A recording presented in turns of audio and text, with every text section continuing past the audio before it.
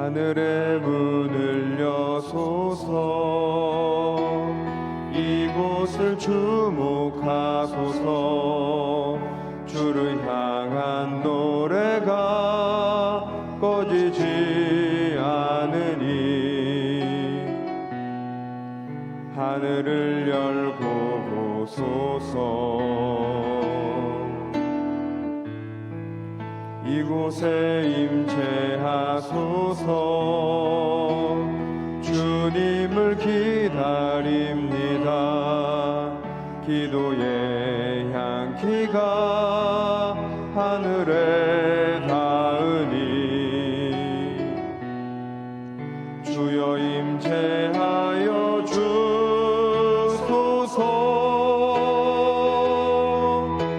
이곳에 오셔서 이곳에 앉으소서 이곳에서 드리는 예배를 받으소서 주님의 이름만이 오직 주의 이름만 이곳에 있습니다. 여호와를 경외함이 지혜의 근본이라 그의 계명을 지키는 자는 다 훌륭한 지각을 가진 자이니 여호와를 찬양함이 영원히 계속되리로다. 아멘. 사도신경으로 우리 흔들리지 않는 신앙을 고백합니다.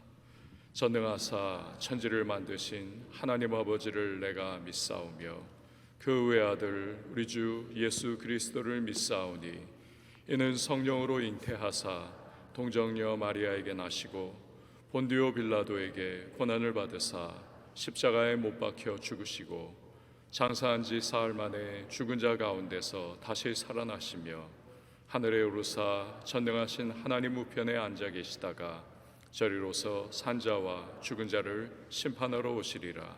성령을 믿사오며 거룩한 공회와 성도가 서로 교통하는 것과 죄를 사하여 주시는 것과 몸이 다시 사는 것과 영원히 사는 것을 믿사옵나이다. 아멘. 앉으셔서 찬송가 191장 우리 힘차게 박수로 찬양하도록 하겠습니다.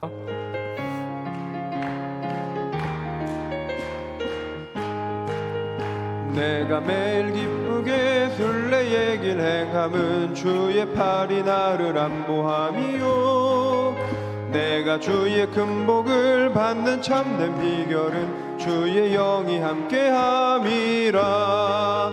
성령이 계시네 할렐루야 함께 하시네 좁은 길을 걸으며 밤낮 기뻐하는 것 주의 영이 함께함이라.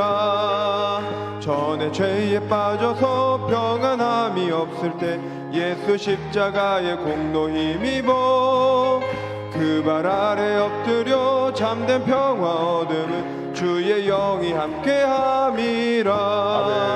성령이 계시네 할렐루야 함께 하시네 좁은 길을 걸으며 밤낮 기뻐하는 것 주의 영이 함께함이라.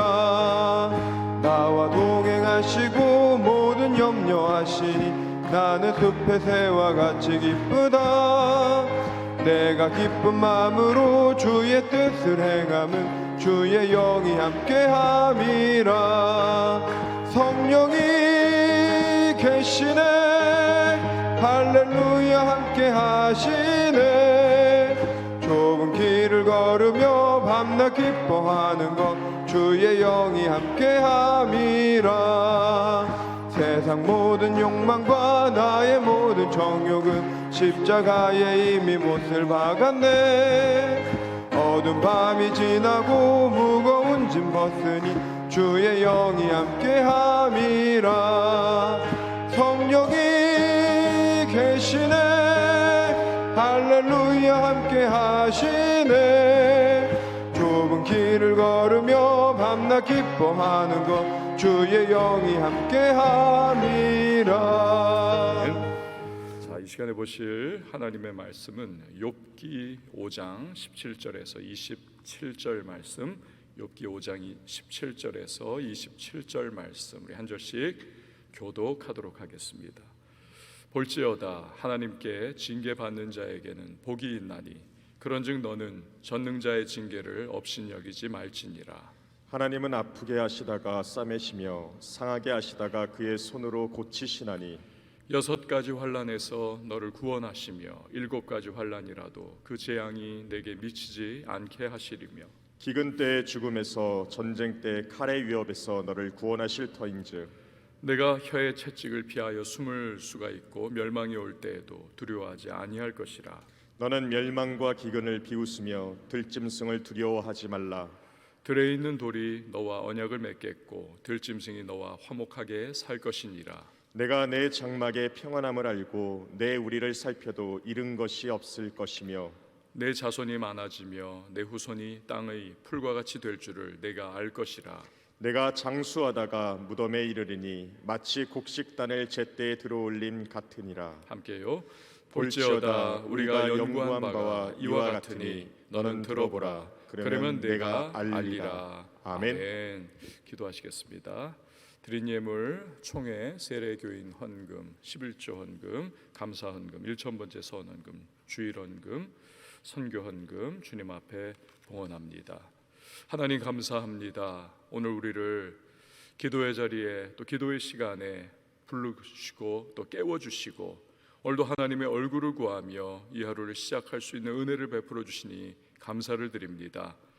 우리의 마음과 심령을 주님 앞에 다시 한번 초점 맞추고 하나님의 은총 구하며 우리 이 하루 시작할 때 예비하신 은혜를 더하여 주시고 응답의 열매를 맛보는 하루 되게 하시고 이 하루의 모든 순간순간마다 주의 도우심을 힘입어 넉넉하게 감당하는 복된 주님의 사람들로 살게 하여 주시옵소서.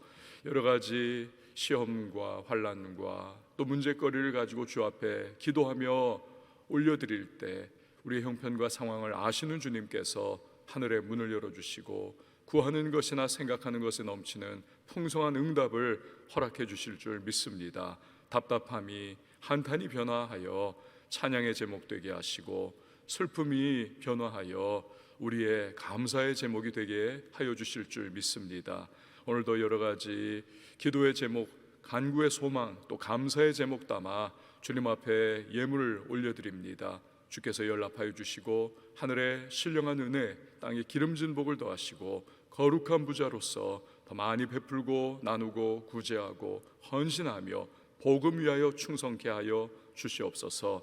여러 가지 필요를 오늘도 간구하며 주님 앞에 기도할 때 여호와 일의 능력으로 우리 모든 주의 백성들의 형편과 상황에 이름이 늦은 비와 같은 은혜 베풀어 주실 줄 믿고 감사드리며 예수님의 이름으로 기도합니다. 아멘. 이태리의 피사에 가면 피사의 사탑이 있죠. 우리도 뭐 사진으로 많이 익히 알고 있는 그러한 탑입니다. 그 기울어진 것이 유명한 것이죠. 기울어진 것이. 그러니까 수많은 관광객이 피사의 사탑 그 기울어진 그 사진을 남깁니다. 구경합니다. 이 피사라고 하는 동네는 이 피사의 사탑 때문에 먹고 사는 거지요. 기울어진 그 건물 하나 때문에. 이런 일을 한번 생각해 보세요. 높은 빌딩을 짓고 있습니다. 높은 빌딩을. 근데 설계를 잘못했습니다. 계산을 측량을 잘못했습니다. 건축이 잘못되는 거죠. 건물이 기울어져 갑니다. 그때 만약에 이 건축주가 피사의 사탑도 기울어져 있잖아. 그래서 유명하잖아. 이 건물도 이제 유명해질 거야. 여러분, 이 사람 정상인가요? 정신 나간 사람입니다. 그 건물은 빨리 부숴버리고 해체를 해야만 합니다. 큰일 나는 거죠. 피사의 사탑은 전 세계에서 역사상 유일무이한 케이스인 것입니다. 또 이태리 정부에서 아주 그냥 지극정성으로 보존을 하고 피사의 사탑이 뭐 몇 미리 기울어졌다 난리가 나는 거죠. 다시 보강 공사하고 그 기울어져 있는 그대로를 유지하기 위해 가지고 안전 대책을 세우고 이건 뭐 특수 케이스인 것입니다.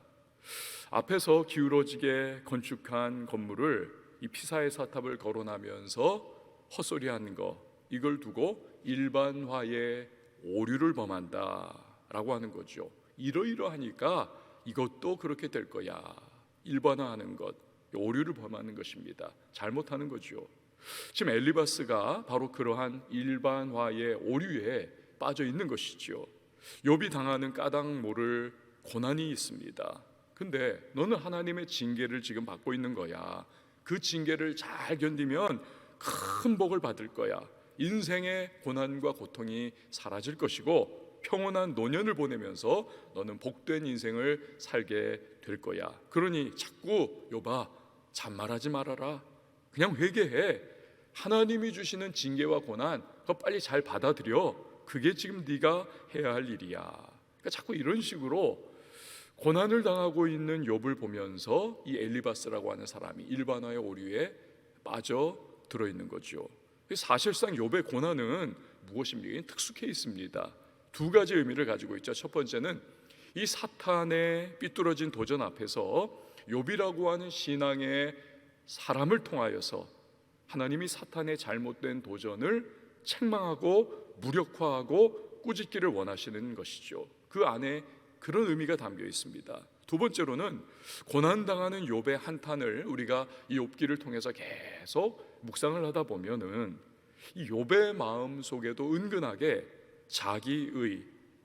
자기의라고 하는 요소가 이렇게 그림자가 깔려 있구나. 이것을 우리가 살펴볼 수가 있습니다. 내가 지금까지 하나님 앞에서 잘못한 게 없는데, 내가 하나님 앞에서 선행을 지금까지 최선을 다해서 내가 베풀었는데, 이 사람 저 사람 돕고 내가 다 그렇게 하고 나 잘못 없는데 왜 이런 고난을 하나님이 내게 쏟아붓고 계시는 것인가? 억울하다. 그러니까 의인은 없나니 하나도 없다. 이 성경의 말씀이 사실 이 진리인 것이죠. 욥이라고 하는 사람도 사실상 하나님의 뜻을 온전히 이해를 하지를 못하고 있는 것입니다. 알 수가 없는 거죠. 그러니까 욥도 부족한 사람이에요. 그러니까 하나님이 욥을 정말 동방의 의인이라고 칭찬을 해주시고 사탄 앞에서 그렇게 이 욥을 세워주시지만, 그러나 욥 자체는 이 하나님께서 의롭게 여겨주시기에 의인이라고 불림을 받은 것이지, 그 욥 자체는 하나님의 지극히 광대하신 생각과 계획, 지금 자기에게 일어나고 있는 이 고난과 어려움의 현실 배후에 있는 그러한 여러 가지 하나님의 생각들을 이해를 못하는 것입니다. 인간의 이해와 경험과 생각을 훌쩍 뛰어넘는 하나님, 그 하나님을 이 고난과 어려움을 통해서 깨닫게 해주시기를 원하시는, 즉 계시의 한 방편으로서의 이 고난, 이것을 지금 욥은 당하고 있는 것이지요. 자, 엘리바스는 그런데 일반화의 오류에 빠져가지고 욥을 향해서 계속 책망을 하는 거죠. 하나님 주시는 고난을 잔소리하지 말고 곱게 받아들여라. 그게 네가 해야 할 것이고 너 사실 죄인이잖아. 곱게 받아들여. 그러면 회복과 평강 주실 거야. 이 전제를 깔고 나서 계속 욥에게 그런 투로 말을 하고 있는 겁니다. 즉 그 역시도, 이 엘리바스 역시도 짜잘한 한 구절, 한 마디 한마디, 그런 말들은 맞는 말들이에요. 그러나 이게 일반화의 오류를 범하는 거죠. 이 욥이라고 하는 특수 케이스의 경우에는 해당되지 않는 이 잘못된 전제를 가지고 말을 하고 있는 것입니다. 우리는요, 이 엘리바스도 그렇고 다른 친구들의 그러한 쭉 하는 그 이야기들 속에서 교훈을 얻을 수 있습니다. 그러나 넓게는 하나님의 계획은 이런 것이지, 지금 이 사람들이 하는 말은 사실 하나님의 계획에서는 어긋난 그러한 인과응보적인 논리와 일반화의 오류에 빠진 말이지. 그러니까 이러한 이 구조적인 관점을 가지고 욥기를 계속해서 우리가 살펴봐야 하는 것이죠. 자, 그러면 17절 말씀을 여러분 보시기를 바랍니다. 17절, 볼지어다 하나님께 징계받는 자에게는 복이 있나니 그런즉 너는 전능자의 징계를 업신여기지 말지니라. 자, 엘리바스가 말한 이 한 구절 자체로는 성경의 원리와 틀린가? 없습니다. 맞죠? 야고보서 1장 12절에서도 시험을 참는 자는 복이 있나니 이는 시련을 견디어낸 자가 주께서 자기를 사랑하는 자들에게 약속하신 생명의 면류관을 얻을 것이기 때문이라. 맞는 말씀입니다. 성경은 뭐라고 말씀합니까? 또한 징계가 없으면 사생하다. 이거 하나님이 사랑하는 자녀에게 꾸준하게 그 아비의 마음으로 징계하시는 것이다. 너 잘 되라고, 너 잘못된 부분을 꺾고 참 다듬어져서 내가 주는 복을 풍성히 받아라, 누려라. 그렇게 엘리바스의 말처럼 징계를 받는다는 것은 한편으로 하나님의 사랑의 확증인 것입니다. 그렇기에 징계를 감사히 여길 줄 알아야 하는 것이죠. 아, 하나님께서 나를 버리지 않으셨구나. 하나님이 나를 지금 생각하시는구나. 잠언 22장 15절에서는 우리가 하나님의 징계를 통해서 잘못된 삶을 변화시켜 갈 것을 말씀을 합니다. 잠언 23장 13절에서 14절에 보면 징계를 통해서 우리가 복종과 겸손을 배울 수가 있다 말씀을 하십니다. 다이아몬드 원석은 너무나 귀한 것이지요. 그러나 그 자체만으로는 뭐 돌멩이와 다를 바가 없습니다. 깎고 연마하고 불순물을 벗겨낼 때 비로소 영롱한 빛을 발하는 귀하디 귀한 다이아몬드가 되는 것이죠. 이게 하나님이 주시는 징계의 의미이고 연단의 의미입니다. 잘 되라는 거죠. 그렇기 때문에 우리는 때로 하나님이 허락하시는 징계와 연단 이거 받을 때에 믿음의 반응을 보여야만 하는 것입니다. 이거 하나님이 이거 너무하다. 이거 아닌 것이죠. 하나님께서 나를 변화시키시길 원하시는 부분이 있구나. 내가 이 어려움과 고난을 겪는 걸 보니 회개 가운데 하나님 앞에 더 그리스도의 신부다운 모습으로 흠과 점과 티가 없이 변화하기를 하나님은 원하시는구나. 믿음으로 해석하고 믿음으로 적용하는 것이 필요하죠. 그러면 복이 되는 것입니다. 복이 되는 거죠. 자, 엘리바스가 그 말을 한 거죠. 그 말 맞습니다. 그러나 사실은 욥을 단지 징계받는다라고 하는 차원을 넘어서 바라보지를 못하는 겁니다. 그 욥의 고난의 배후에 있는 하나님과 사탄의 지금 공방전, 이 이야기 전혀 알지 못한 채 일반화의 오류에 지금 빠져 있는 것이죠. 그러니까 우리도 누군가의 고난을 이렇게 봅니다. 어려움을 이렇게 지켜봅니다. 간단하게 우리는 결론 내리잖아요. 대부분 저 사람 지금 매 맞는 거야. 빨리 회개하고 돌이켜야 할 텐데. 이 우리의 문제일 수 있다는 것이죠. 그 심중을 헤아리지 않고 쉽게 이런저런 말로 조언을 하려고 하는 그것이 이 목회자의 이게 또 병일 수도 있습니다. 우리의 마음이 주로 그런 일로 그렇게 작동을 하는 것이죠. 만약에 엘리바스가 알량한 그런 말들 대신에 욥과 함께 그냥 아파해 주는 겁니다. 함께 울어주는 겁니다. 가만히 있는 겁니다. 그렇다면 나중에 욥기가 끝날 때쯤 얼굴 빨개져 가지고 부끄러워할 일도 없었을 것 아니겠습니까? 그렇게 못한 것이 엘리바스의 실수였던 것이죠. 자, 18절 말씀을 보세요. 18절 하나님은 아프게 하시다가 싸매시며 상하게 하시다가 그의 손으로 고치시나니. 그러니까 욥의 질병을 염두에 둔 채 그는 지금 계속 말을 이어가고 있습니다. 인내하고 회개해라. 하나님의 징계 받아들여라. 그러면 너의 그 모든 질병을 하나님이 낫게 해주실 거야. 뭐 성경에서도 하나님을 치료자로 묘사한 부분이 많지 않습니까? 일단 하나님의 호칭이 무엇입니까? 여호와 라파, 치유하시는 하나님. 예수님도 죄인을 병든 자로 자신을 의인으로 묘사하신 적이 있죠. 그러니까 뭐 이 구절도 잘못된 거 없습니다만 전체의 맥락에서는 지금 어긋나 있는 거죠. 19절 말씀입니다. 6가지 환난에서 너를 구원하시며 7가지 환난이라도 그 재앙이 내게 미치지 않게 하시며. 6가지 환난, 7가지 환난, 이것은요 모든 환난을 의미하는 이 히브리 사람들의 관용적인 표현입니다. 즉 욥이 만약 하나님의 징계 앞에서 회개하고 잘 받아들이면 낫게도 해주시고 또 환난에서 회복도 주실 것이다 라고 말하고 있는 거죠. 20절 21절 말씀 보세요.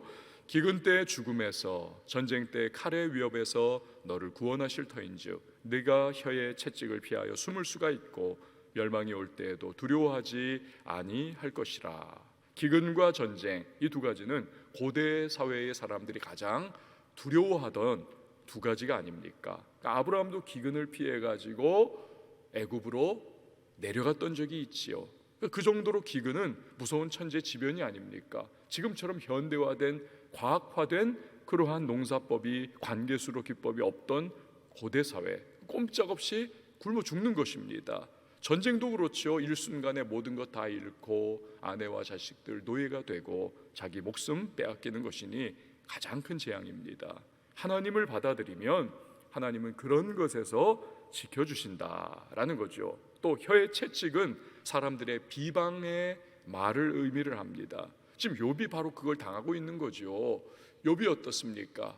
하루아침에 전 재산 다 잃고 자식 10명 다 죽고 자기 몸은 만신창이가 되어 그냥 거짓골을 하고 앉아있는 걸 보니 사람들이 다 혀를 차면서 저것이 분명히 뭔가 겉으로는 의인인 척하지만 속으로는 하나님 앞에 가증스러운 죄를 범해서 저렇게 두들겨 맞고 있는 것이 분명할 거야. 여기저기서 수근수근 그 가장 사랑했던 3명의 친구들도 와가지고 그런 쪽의 말을 하고 있지 않습니까? 회개하고 돌이키면 하나님이 회복시켜 주실 거야. 너 빨리 네가 해야 할 것은 회개하는 거야. 이걸 계속 그냥 쐐기질을 하듯이 그렇게 욥의 마음에 박아놓고 있는 것입니다. 그러니까 속 터지는 말을 계속하고 있는 거죠. 22절 23절 말씀 보세요. 너는 멸망과 기근을 비웃으며 들짐승을 두려워하지 말라. 들에 있는 돌이 너와 언약을 맺겠고 들짐승이 너와 화목하게 살 것이니라. 멸망과 기근과 들짐승, 이 모두가 다 사람들에게 피해를 크게 주는 것들이죠. 하나님께 돌이키는 자는 하나님의 보호하심을 입으니까 그런 것들 두려워할 필요가 없다라는 것입니다. 즉 또 들에 있는 돌이 너와 언약을 맺는다라고 엘리바스가 또 말을 했죠. 들에 있는 돌이 너와 언약을 맺는다. 이 뭡니까? 농사가 일반화된 이 고대 사회 사람들이 쓰는 표현입니다. 농사 지을 때 어떻습니까? 돌 때문에 고생해요. 그 돌 캐내느라고. 그 농사 지을 때 돌짝밭 때문에 고생하지 않고 하나님 앞에서 네가 회개하고 하나님과 화목하게 되고 하나님이 너를 지금 두들겨 패시는 그러한 손길을 네가 달게 받아들이면서 그 앞에 네가 잘못한 거 회개하고 다시 돌이키면 밭이 돌짝밭이 아닌 옥토밭이 되어가지고 풍년을 너 맺을 거야. 너 다 잃어버렸잖아. 돌이켜 회개해. 하나님과 화목해. 계속 그런 말 하는 거죠. 24절에서 27절 말씀입니다. 내가 내 장막의 평안함을 알고 내 우리를 살펴도 잃은 것이 없을 것이며 내 자손이 많아지며 내 후손이 땅의 풀과 같이 될 줄을 네가 알 것이라. 내가 장수하다가 무덤에 이르리니 마치 곡식단을 제때에 들어 올림 같으니라. 볼지어다 우리가 연구한 바가 이와 같으니 너는 들어보라. 그러면 내가 알리라. 자, 그야말로 평안하고 안락한 삶이 보장되어 있으니 욥아, 너 이렇게 살고 싶지 않냐? 그렇다면 회개하고 하나님의 징계를 잘 받아들여. 그게 너가 살 길이야. 이런 엘리바스의 심중이 묻어나는 그러한 구절들입니다. 심리학자인 레오 버스카글리아라고 하는 분의 글에 이런 이야기가 있습니다. 어느 할아버지가 암 진단을 받았습니다. 근데 그때부터 이분이 성격이 막 포악하게 돌변을 했습니다. 모든 사람들에게 다 욕을 퍼붓고 가족들도 그냥 막 궁박을 해버리고 의사와 간호사도 입원을 한 그 병원에서 막 욕을 해가지고 병실에서 막 할 수 없이 나가게 만들고 가족들이 옛 친구들을 만나면 우리 아버지가 이거 바뀔까 들여보내 봤어요. 할아버지가 옛 친구들도 다 쫓아보내 버립니다. 심지어는 목사님 신방 왔는데 목사님도 쫓겨나 버리고 말았습니다. 근데 동네에서 가끔 만나던 여린 꼬맹이 하나가 할아버지 아프다는 소식을 듣고는 그 병실로 찾아갔어요. 이거 뭐 얘도 쫓겨나겠지. 근데 웬일입니까? 이 꼬맹이가 할아버지 병실에 들어갔는데 20-30분이 지나도 나오지를 않아요. 그 후에야 아이가 나왔습니다. 놀랍게도 할아버지의 태도가 그때부터 완전히 바뀌어 있더라는 거예요. 부드러워지고 누구로 들고 욕도 하지 않고 사람들도 이후로는 만납니다. 너무 신기했습니다. 물었다 그래요. 얘야, 너 할아버지한테 대체 뭐라고 했니? 저요? 아무 말도 안 했는데요. 그냥 할아버지하고 껴안고 울었어요. 여러분, 뭡니까? 이 레오 버스카글리아라고 하는 심리학자가 공감의 능력을 이야기한 거죠. 강조한 거죠. 그러니까 우리들은 자꾸 누군가에게 이게 정답이야, 이게 네가 해야 할 일이야, 잘 알지도 못하면서 왈가왈부하고 그런 게 우리의 문제라는 거죠. 그냥 같이 울어주고 공감해 주는 것이 필요하다는 겁니다. 아내분들이 남편분들에게 자꾸 불만을 가지는 이유가 뭡니까?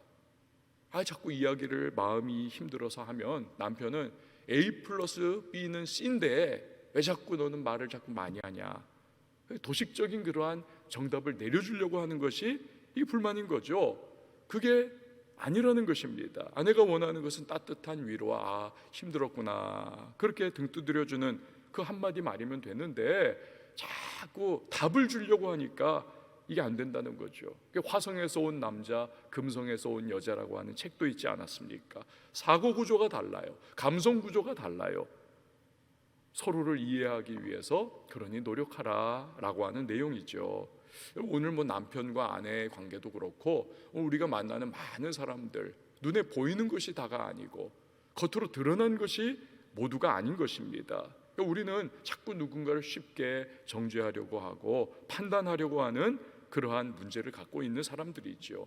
엘리바스가 가진 일반화의 오류에도 우리는 쉽게 빠져서 어느 성도가 어떠한 어려움과 문제를 당하고 사업이 박살이 나버리고 몸에 병이 찾아오고 그러면 은근히 저 뭐 잘못한 거 아닌가, 그런 생각도 가지고 있습니다만, 암 걸린 할아버지와 그냥 단지 끌어안고 울어줬던 꼬맹이처럼 함께 해주고 그를 위하여 하나님 앞에 기도해 주는 것이 필요하다는 거죠. 그 중보기도의 중요성입니다. 오늘 여러분 누군가가 떠오르십니까? 가족 중에 누군가가 생각나시고 또 교인 중에 오늘 만날 누군가가 여러분 마음에 떠오르십니까? 위에서 기도해 주세요. 자꾸 뭔가 얘기하려고 하지 마시고 그 사람을 위하여 기도해 주시기 바랍니다. 여러분, 또한 하나님의 생각은 우리의 생각과 다릅니다. 하늘이 땅과 차이가 있듯이 높음같이 광대하시고 크신 하나님의 생각과 계획을 우리가 어찌 다 알 수 있겠습니까? 그 중요한 것이 성경을 우리가 계속 알아가야 하는 것이 중요하죠. 왜요? 이 성경에 하나님의 마음이 있고 이 성경에 하나님의 생각이 담겨 있기 때문에 그렇습니다. 성경을 알지 않으면서 자꾸 내 생각대로 신앙생활하는 것은 여러분, 하나님을 알지 못한 채 내 생각으로 하나님은 이러이러한 좋아할 거야, 이게 잘못되는 것이죠. 성경을 더 알아갈수록 하나님을 더 알아갈 수 있고 성경을 더 알아갈수록 하나님을 더 만족시켜 드릴 수 있는 그러한 지혜를 얻을 수가 있는 것이죠. 여러분, 오늘 이 하루가 우리 이렇게 시작이 되었습니다. 오늘 하루를 살아갈 때 많은 말보다 중요한 것은 공감이고 기도해 주는 것이고 함께 아파해 주고 울어해 주는 것이라는 사실, 따뜻한 말 한마디, 따뜻한 등 두드려 주는 그 표현 하나가 그 사람을 살릴 수 있다는 사실을 기억하면서 오늘 우리가 중보기도의 사람들이 되고 또 하나님께서 우리에게 십자가를 지어주시기 위하여 이 땅에 우리의 모습으로 내려오셨던 것과 같이, 낮아지신 그분의 모습과 같이 오늘도 우리 만나는 사람들 삶의 모든 현장 속에서 우리 그렇게 기도해 줄 수 있고 함께 울어주고 함께 아파해 주고 등 두드려 줄 수 있는 그러한 하나님의 사람들로서의 이 하루를 살아가는 저와 여러분이 될 수 있기를 주님의 이름으로 축원을 드립니다. 이 시간에 우리 기도하실 텐데요, 오늘도 말씀 기억하면서 마음에 떠오르는 가족들 또 만나야 할 사람들을 위하여 중보하며 기도하시기 바랍니다.